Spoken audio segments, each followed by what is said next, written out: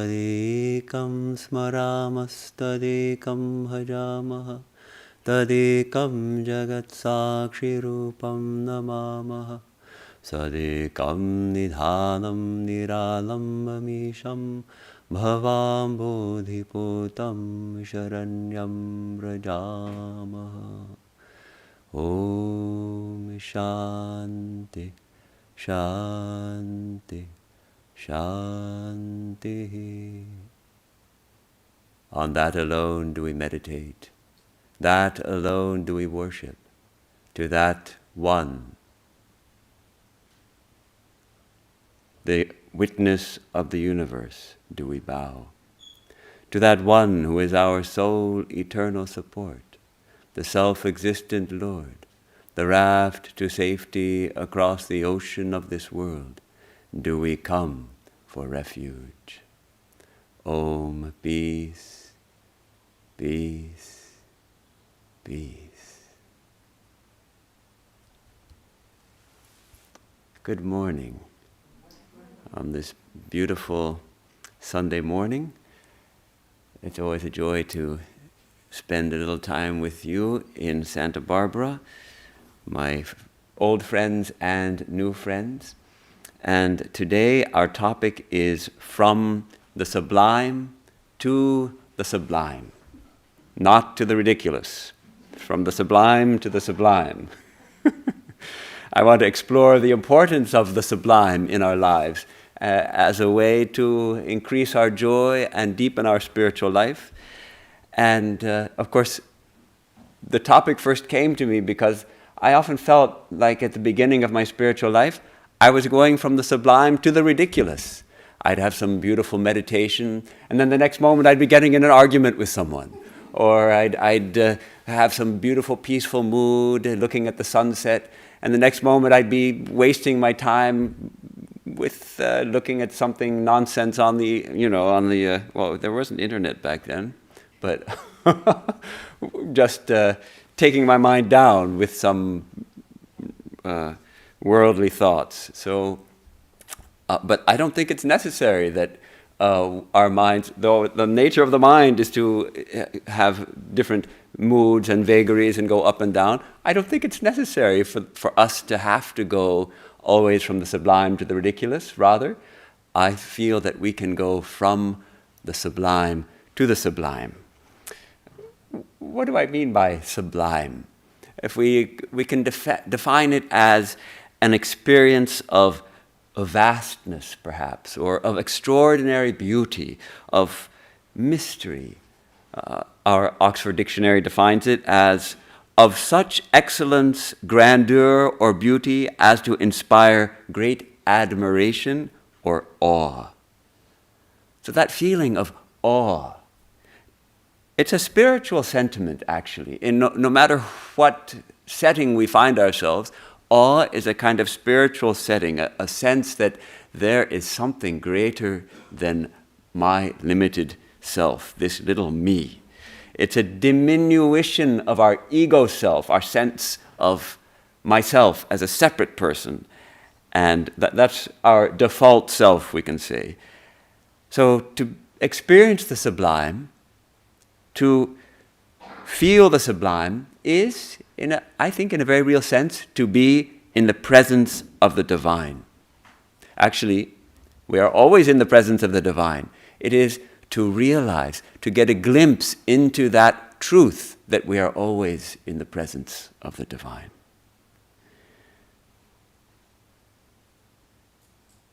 I'd like to read an incident from the life of Sri Ramakrishna, our founder and who is enshrined on the altar here. This was his first experience of spiritual ecstasy. And he describes the incident thus. In that part of the country, means his village home, children are given puffed rice to eat. It's called muri. It's kind of like Rice Krispies, but different. So the children are given this puffed rice to eat in small baskets. And those who have no such baskets in their houses eat it from the folds of their cloth. So they'll just hold their cloth like this and put some puffed rice there, and they'll go on snacking it like that. And While loitering in the fields, some boys eat it from baskets and others from the folds of their cloth. I was then 6 or 7 years old, very young. One morning, I took some puffed rice in a small basket and was eating it while walking on the narrow balks in the rice fields.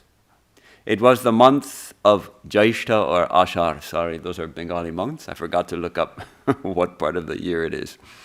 In one part of the sky, there appeared a beautiful black cloud charged with rain. I was looking at it while eating the puffed rice. Very soon the cloud covered almost the whole sky, when a flock of milk-white cranes flew against that black cloud.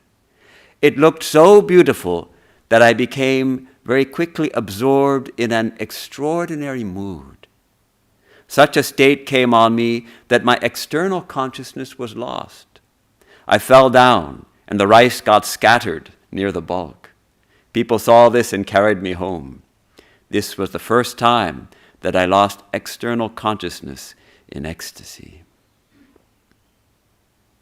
So can we imagine the beautiful lands, the farmlands in West Bengal? They stretch on for miles and miles, and there are little islands of the little villages, a little island of trees, and otherwise it's these rice fields everywhere with these bulks between the fields because they fill them with water when the rice is growing, and then the water drains out when it's time for harvest. So he's walking along a bulk and he sees this cloud. And then suddenly it covers the whole sky. So you have the green fields and this dark cloud, and then these birds, this flock of birds flying across it. And he's so absorbed in the beauty of it that he loses all sense of this world and is absorbed in a deep ecstasy. Swami Vivekananda, his foremost disciple who brought Vedanta to the West, at the age of 15, the young Naren, as he was called at that time, experienced his first spiritual ecstasy. The family was journeying to Raipur, which is a city in the middle of the country of India, and part of the trip had to be made in a bullock cart. Now, a bullock cart is a big wooden cart with giant wheels, and the bullocks, the oxes pull that cart, and you sit back in it, and it's kind of a bumpy ride, but I guess it could be relaxing in this case. On that particular day, the air was crisp and clear. The trees and creepers were covered with green leaves and many-colored blossoms. Birds of brilliant plumage warbled in the woods. The cart was moving along a narrow pass where the lofty peaks rising on the two sides almost touched each other. Naren was charmed with the exquisite grace and beauty with which the Almighty Creator had adorned the rugged bosom of the earth. The verdant trees and creepers laden with flowers and joyous with the warbling of birds filled Naren's heart with ineffable bliss. Suddenly, his eyes alighted on a very large beehive in a cleft in one of the hills. It must have been there a very long time. His mind, in thinking of that colony of bees, was soon lost in wonder at the majesty and power of the divine providence. He lost outer consciousness and lay thus in the cart for a long time. Even after returning to the sense-perceived world, he radiated joy. I think it's remarkable that two of the seminal figures of our Vedanta movement had their first experience of spiritual ecstasy. They first broke through the walls of our sense-bound life via an experience of ineffable beauty in nature. We call that nature mysticism.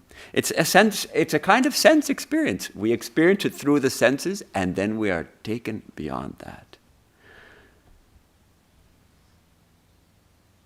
I feel like the divine is constantly showing itself, himself, herself to us in extraordinary beauty, vastness, and immensity. It can be very easy to see. When the conditions are right, we can even be lifted into an experience of ecstasy, of awe, of sublimity, even of illumination. Now, someone may object. I too have seen scenes of exquisite beauty. Even when we come out of the temple and we look out over the ocean, that's a scene of exquisite beauty. But I'm not going into ecstasy.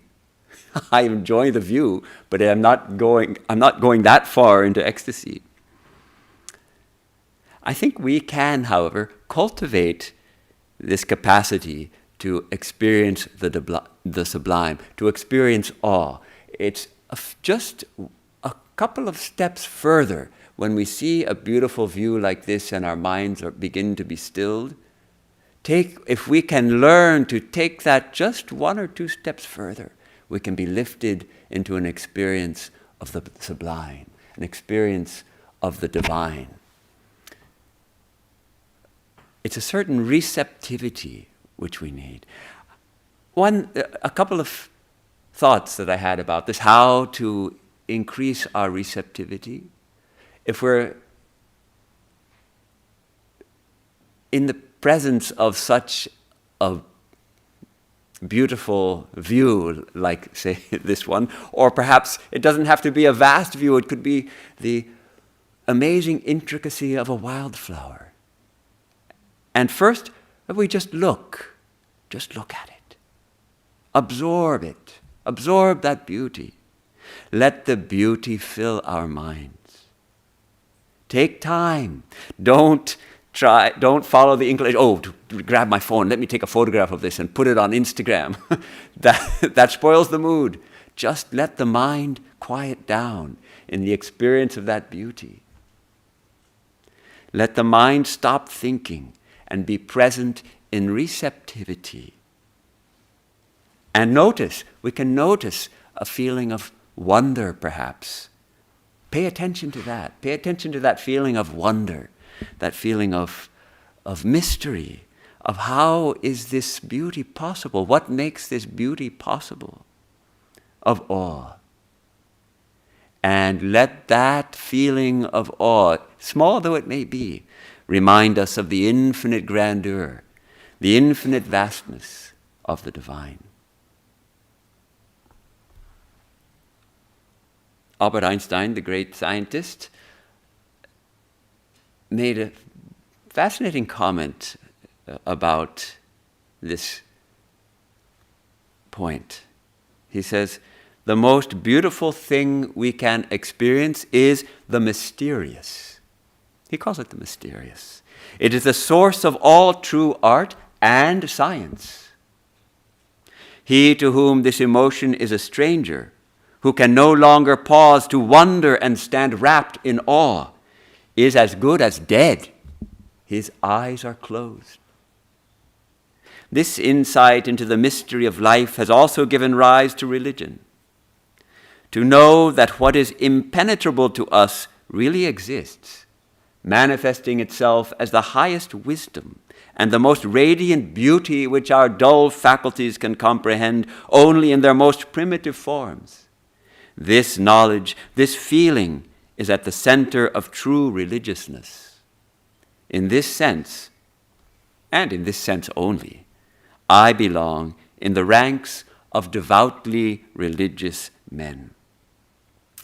We don't think of Einstein as a religious man, and he didn't have the belief in, say, a creator God, or didn't develop a kind of personal relationship with a divine being, but he had this tremendous sense of wonder and awe at the mystery behind this universe.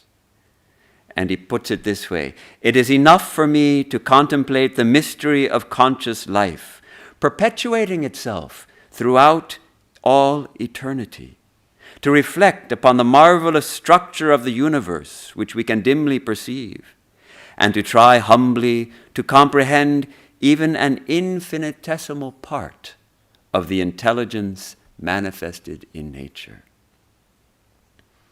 So it's a beautiful insight. We get a glimpse here into the inner life of Einstein, which stood in reverence at the manifestation of intelligence that he saw in the universe. And it's also sobering. He says, if we cannot experience that mysterious, if we cannot stand in awe at the sight of a star-filled sky, we are as good as dead. Our eyes are closed. Swami Vivekananda had an Irish disciple, Sister Nivedita, who accompanied him to India. And he trained her in so many ways. Also trained her in this seeing of beauty. And I'd like to read a couple of passages from Sister Nivedita describing how Vivekananda, how Swamiji trained her. And she begins by noting how Swamiji taught her how Hindus would always, at a beautiful place of natural beauty, they will build a temple. Americans will build a lookout point. Stop here, lookout point, and there'll be a binoculars. You put in a quarter and you can see with the binoculars. But the Hindus and the indigenous religions of the various places in the world, many spiritual traditions, the Japanese also, in a place of natural beauty, they will build a temple. So she says, he would take up the subject of the Hindu love of nature, as shown in the choice of sites for temples and architectural monuments. As he had declared in London that the saints lived on the hilltops in order to enjoy the scenery. Now he pointed out, citing one example after another, that our Indian people always consecrated places of peculiar beauty and importance by making their altars of worship. But here's the interesting thing that he taught her. He said, when we appreciate that beauty, keep that appreciation within. And he contrasted the Western versus Hindu etiquette regarding this. She writes, the constant expression of feeling, whether of pain, admiration, or surprise, was to him shocking. To Vivekananda, it was shocking, seeing the Western tendency to always want to express everything. It was not necessary to stigmatize it as irreligious, for it was ill-bred. The Oriental expects of a man that he should feel and keep his feeling to himself. Any constant pointing out of the curious or the beautiful appears to him an unwarrantable intrusion on the privacy and self-directedness of thought. When I first read this, I was really surprised, but it's a beautiful hint. When we see something beautiful, rather than say, oh, look at how beautiful it is. Hey, everybody come see, let's take a selfie. Absorb it, hold it within, let it take us higher, let it take us deeper. She writes that this was a point on which the Swami was exacting. He would impose on the European disciple long periods of severe restraint. Struggle to realize yourself, he said on a certain occasion, without a trace of emotion. Here's another example. They were seeing something beautiful. Watching the fall of dead leaves once, in the stillness of an autumn evening, he did not deny that there was poetry in the sight, but he declared that the mental excitement roused by what was merely an event of the external sense world was childish and out of place. All Western people, he said, had to learn the great lesson of holding experience and emotion apart. And then he tells her, watch the fall of the leaves, but gather the sentiment of the sight from within at some later time. So rather than let some experience of the sublime lead to mental excitement, rather let it take us deeper within. let the experience still our minds, let it awaken our minds with wonder at the mystery.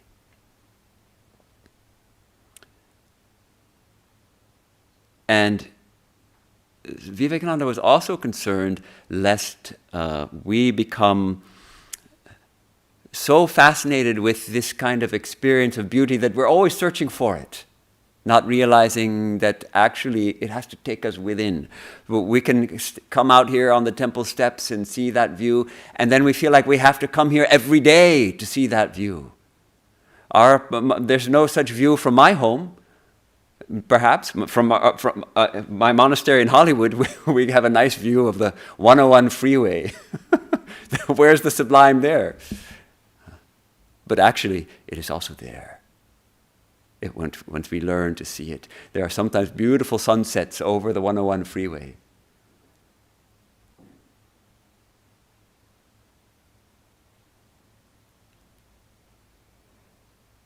So, what is this experience of beauty actually?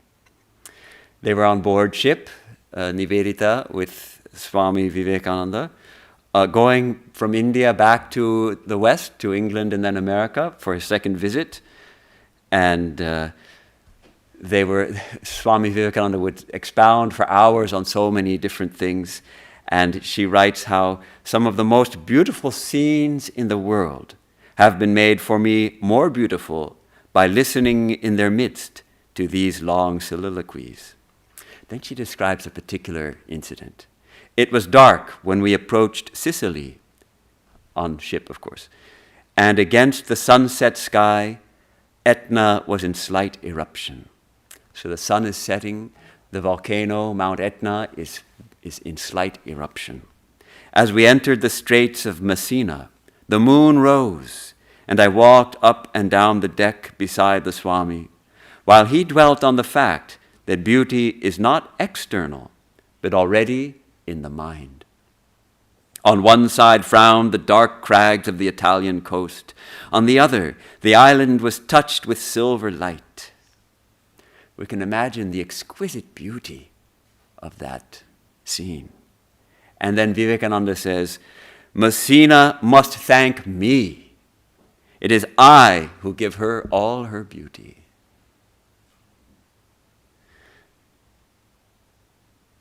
So, when we see an experience of beauty, actually, that beauty is already within us. It is our true self. It is a reflection of the inner beauty which is right here. I'd like to compare the remarks of two other of our founding monks of our order, Swami Akhandananda and Swami Shivananda. Swami Akhandananda, when he was really just still a boy, he was very young. He had, after their masters passing away, after Sri Ramakrishna had left his body, he went roaming about, and he went roaming a lot in the high Himalayas, the snow peaks of northern India and Nepal and Tibet, and he writes a little about that exquisite beauty and his experience of that beauty and his ecstasy. As I proceeded along the road to Gangotri, which is the source of the river Ganges, the grandeur of the Himalayas began to unfold before my eyes. It is from this mountain that the Bhagirathi, which is one of the main headstreams of the Ganges, it is from this mountain that the Bhagirathi was running down with sharp bends, and with her gurgling waters, as if chanting, Hara, Hara. She runs between high mountains whose upper slopes are white with snow. Below the snow-clad tops grow tall pines. On either side of the stream are white rocks, smooth as marble, piled one upon another like a Vedic altar. This panoramic view was so picturesque that I wholly abandoned myself to it and felt I was no more on this earth. I thought I would never see such a sight again. I took in as much of that divine Himalayan beauty and calmness as my eyes and senses could absorb, till my heart was full. So Akhandananda had an experience of ecstasy, seeing the beauty of the Himalayas. But now I'd like to contrast what Swami Shivananda said. And I would like to remind us that Akhandanandaji was still very young at that time. I would think that he also would have matured along this line. But so Swami Shivananda also had visited the Himalayas and practiced intense meditation and other spiritual disciplines. And he says, I have some experience as to how long the appeal of natural scenery lasts. Not for long. But why? Why not for long? When the mind would lose contact with external objects and be merged in the object of meditation, there would be no awareness of the environment. When the ideas of time and space are eliminated, then all that remains is bliss alone. Existence, consciousness, bliss intensified. Inside you it is all uniformly like that. What beauty, after all, can there be in the external world? Nothing at all. The mine of all beauty is within. The more the mind enters within, the more does it get absorbed. So he, of course, I'm sure he would have been inspired by the external beauty, but then he sat down in meditation, and very quickly all that external beauty disappeared from his mind because his mind started getting absorbed within. He often used to quote from the Vedas, a quarter of him, means a quarter of the divine, constitutes the whole universe. His three immortal quarters are transcendent. This is one famous line from the Purusha Suktam. And then he would quote this, and then he would say, just imagine how vast he is. If we see the vastness in this creation, in this world, and then think that this is only a fraction of the vastness of the divine,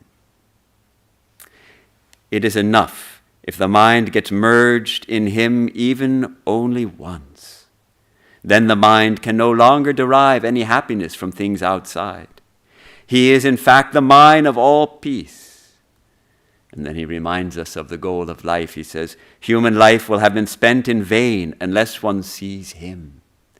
Nothing matters at all unless one has the vision of God. I'd like to turn now to a little bit of a current scientific research. I didn't know that there are people who study the phenomenon of awe, of feeling awe. And one of them is a psychologist named, I don't know how to pronounce his name, D-A-C-H-E-R, Dacher, Keltner. So anyhow, he's Dr. Keltner, and he wrote a book called Awe, the New Science of Everyday Wonder and How It Can Transform Your Life. He defines awe like this. He says, awe is being in the presence of something vast and mysterious that transcends your current understanding of the world. And he argues in the book that we can cultivate this experience of awe and wonder, and that will benefit us physically, emotionally, psychologically, and he only hints, but I would add very clearly, spiritually. And they do lots of tests. He's done lots of tests, he and his colleagues, to find that if you feel more awe, you feel more happy, and you become more altruistic. They do some funny tests. Of course, often these tests are done on college students. So one group of college students, they have them stand in the courtyard of a university and look for 2 minutes at a beautiful grove of very old eucalyptus trees, and just stand there and look at it for 2 minutes or 3 minutes. And in the meantime, one of their collaborators is walking by with an armload of papers and whatnot, and manages to stumble and drop everything. And the control group, the other half of the students, are asked to stand in nearly the same place, but to look at a university building, a fairly ordinary university building. And then the same collaborator comes by and drops all the stuff. Now, they found that more of the people who were looking at the tree would come over and help pick up the stuff. Isn't that interesting? If you were looking at a tree, you were more likely to go and help someone in need than if you're looking at a building. So he shows how this experience of awe, because what is an experience of awe? It's a feeling of being smaller, actually. Being faced with something grander, bigger than me. So we naturally start to feel a connection with that vastness also. I'm a very small part of a vastness. And oh, here's someone needs help. I'll help them. They studied 26 cultures in I think 26 languages actually, to see what in this experience of awe is cross-cultural. And they found 8 wonders of life, 8 general areas where people experience wonder and awe. And some of them I hadn't thought of at all. It's quite interesting. The first one on the list, moral beauty. Being moved to awe by people's courage, kindness, or strength, or overcoming difficulties. So seeing someone's moral beauty can be also an experience of awe. Second is a kind of collective effervescence, an experience of being merged into a collective self, a tribe, an oceanic we. And he describes some of the places that this happens actually are large gatherings of people. Like in ritual, in sporting events, a football stadium with 50,000 fans, and then they all start doing the wave. I've never experienced it, I've seen it on TV, but apparently for some people, that's an experience of awe. Suddenly you have a whole, you know what the wave is, right? Most of you? Where the people in one section of the stadium, they raise up their hands and they bring them down. And then it goes around. And so you actually see the wave going all the way around with these people waving in a timed choreography, an unplanned choreography. And apparently that can lead to an experience of awe because I feel connected to all these people. Other places such things might happen could be in a dance or even in walking with others. The third wonder of the life is nature, in natural beauty, which is mostly what we've been talking about. And it turns out that the order is not quite cross-cultural. For Americans, nature is number one. But for Chinese, moral beauty is number one. And moral beauty wins out over nature as as number one. Music, hearing beautiful music and being lifted into a sense of wonder, of awe, of mystery. Number 5, visual design. Perhaps think of a magnificent cathedral, or even something like the Hoover Dam, a tremendous construction. It's awesome. There's number 6 is spiritual and religious awe, which may come privately in meditation or as part of a religious ritual or going on a pilgrimage. Events connected with life and death, events connected with entering the body and leaving the body. I think from hearing mothers speak of the experience of childbirth, very often that experience can be an awesome experience. And being at the presence of someone when they leave the body can also be an awesome experience. And lastly, but not least, epiphanies, when we suddenly gain a deep understanding of essential truths of life. Some kind of awakening, like, oh, now I understand. That can also bring about an experience of awe.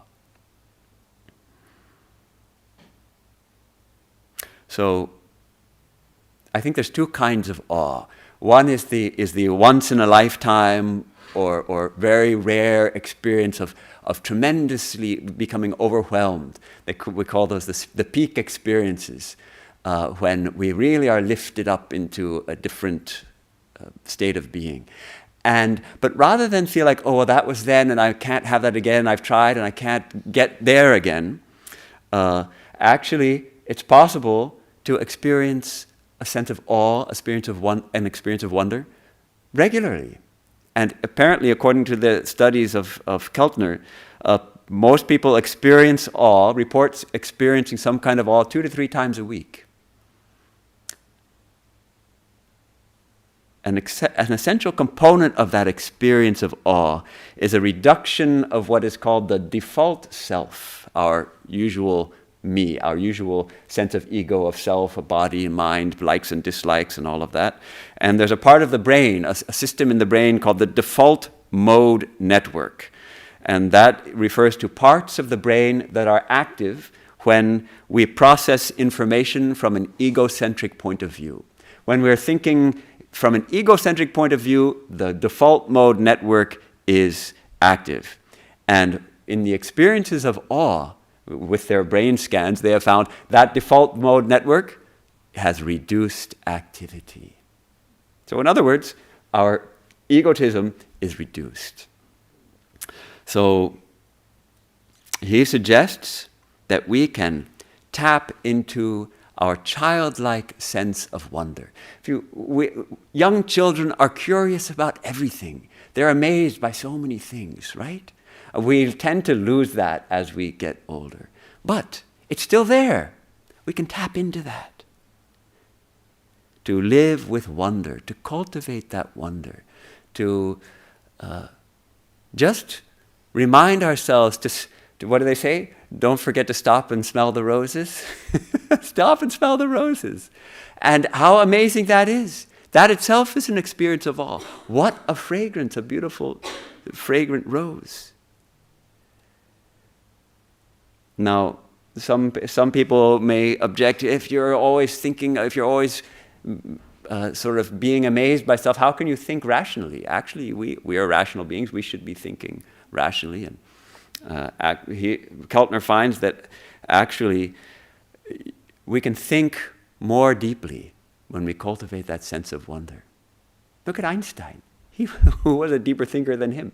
And he clearly, from his quote, cultivated that practice of awe, of wonder, of amazement. So we can cultivate a reverence even, a reverence for life, a reverence for all life, for the complexity of this universe, for the complexity of life, for the complexity of the fingernail on a newborn infant, for our little place in the infinite cosmos. Here's a nice quote from Keltner. It is hard to imagine a single thing you can do that is better for your body and mind than finding awe outdoors. Doing so leads to the reduced likelihood of cardiovascular disease, respiratory disease, diabetes, depression, anxiety, and cancer. It reduces asthma in children. It leads to reductions in everyday aches and pains, allergies, vertigo, and eczema. These benefits of being in nature have been observed across the lifespan, ranging from newborns, who enjoy higher birth weight when born near green spaces, to the very elderly. Our bodies respond to healthy doses of awe-inspiring nature like we respond to a delicious and nutritious meal, a good sleep, a quenching drink of water, or an uplifting gathering with friends or family. We feel nourished, strengthened, empowered, and alive. And I would add, because the point of our life is not to always make our health perfect, because that's impossible. Cultivating a daily dose of awe will be tremendously helpful for our spiritual life, for our mental health. We start to feel that reverence, we start to feel that awe, we start to learn to go deeper within, to find the true source of all the beauty that we see. Keltner also notes the certain physical signs, which remarkably are the same signs that Sri Ramakrishna points out in the cases of spiritual ecstasy. Chills, tears, horripilation when the hairs of our body stand on end, and vocalizations like whoa, oh, ah. These are across cultures, this same kind of sound when we have awe. Sri Ramakrishna used to say, that when we weep tears of grief, they come from the inner corners of the eyes. When we weep tears of spiritual joy, of ecstasy, they come from the outer corners of the eyes. I've seen this. Many of you perhaps remember Swami Swahanandaji. I had the good fortune to be with him in Trabuco, at the Ramakrishna Monastery in Trabuco Canyon. He would come and visit once a month, and I was there with another young novice, now Swami Harinamananda, and at night we would get the chance to massage his feet a little. Before he would go to sleep, we would give him some massage on his feet and legs. And sometimes he would talk, but oftentimes he would just lie back quietly, and he'd read a little book of some hymns, and he'd close that and he'd lie back, and his gaze would sort of go off into, where is he looking? We didn't know, but we'd see a little glistening tear in each outer corner of his eyes. And as we were getting this mental bath, basking in his presence, bathing in his holy presence, we would see that and wonder, where is his mind?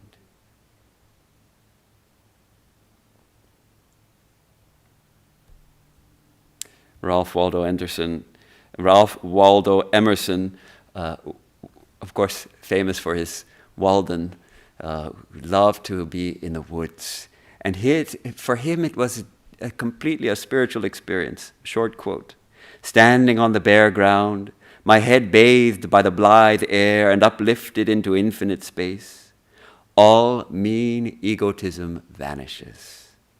I become a transparent eyeball. I am nothing. I see all.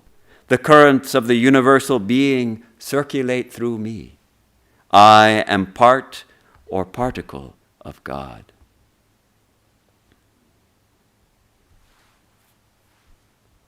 Well, finally, Vedanta asks us to see the divine in all. The divine actually is not more present when we are looking at a beautiful scenery than when we are looking at, say, a garbage dump or a pile of trash on the street, right? But it's easier to see. It's easier to see the divine in the sublime views, no doubt about it. Swami Vivekananda, in his tremendous talk called God in Everything from Jnana Yoga, he's talking about the Isha Upanishad, and I'd like to read a little from that. He says, I can only lay before you what the Vedanta seeks to teach, and that is the deification of the world. The Vedanta does not in reality denounce the world. The ideal of renunciation nowhere attains such a height as in the teachings of the Vedanta. But at the same time, dry suicidal advice is not intended. It really means deification of the world, giving up the world as we think of it, as we know it, as it appears to us, and to know what it really is. Deify it, it is God alone. So this is his teaching from the Isha Upanishad, which tells us, Ishavāsamidam sarvam yat kincha jagat yam jagat. Whatever is there in this world is to be covered with the Lord.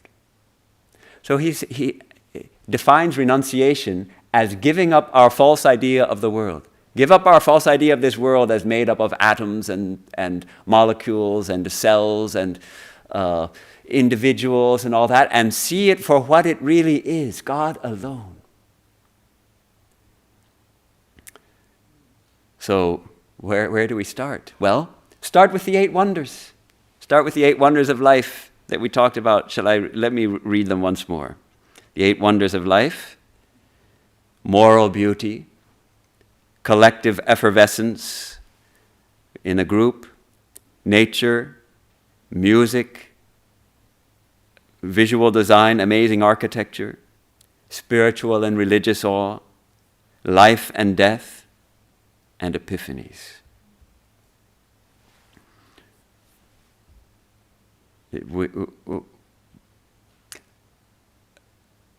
Sister Nivedita speaks or writes a little piece for a young child about the Divine Mother, and says that actually Divine Mother is always playing peekaboo with us.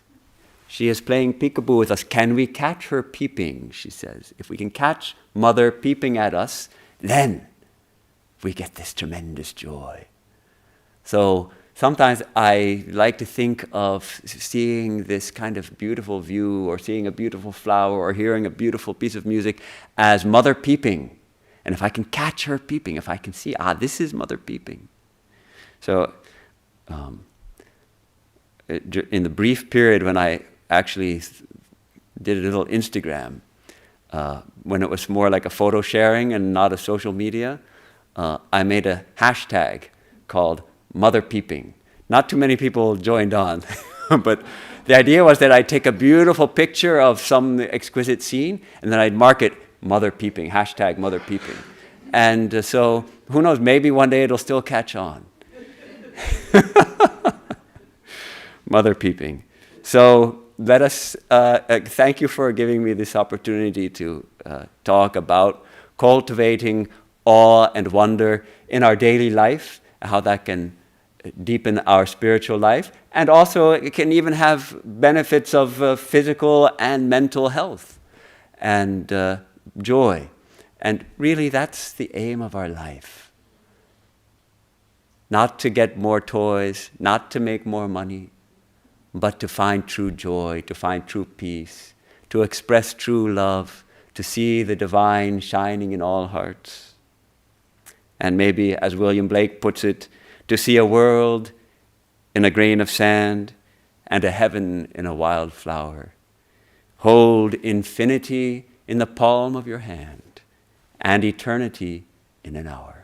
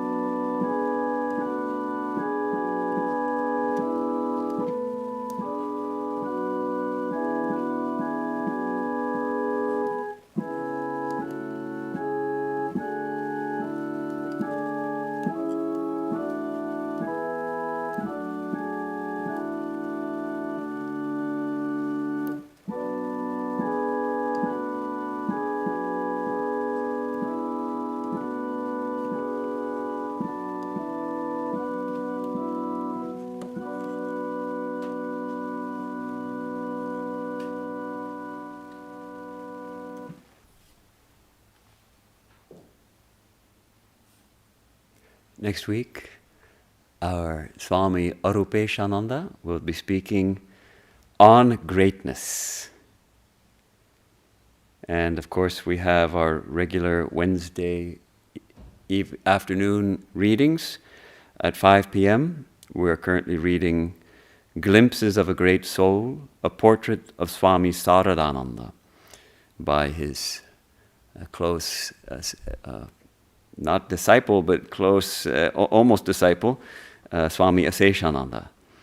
And then on Saturdays at 5 p.m., we have reading from the Gospel of Sri Ramakrishna. And of course, the temple is open daily. If you feel like coming for a dose of awesome beauty and a good place to meditate, Bookshop has its hours. I'm not sure what they are, but it's open right after we leave here, so you can peruse the offerings there. And we look forward to seeing you next time. I will close with a chant.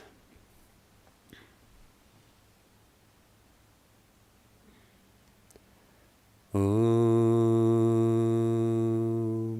Asato Ma Sadgamaya Tamaso Ma Jyotirgamaya Mrityormamritangamaya Aviravirma Edhi Rudrayate Dakshinam Mukham Tena Mam Pahi Nityam.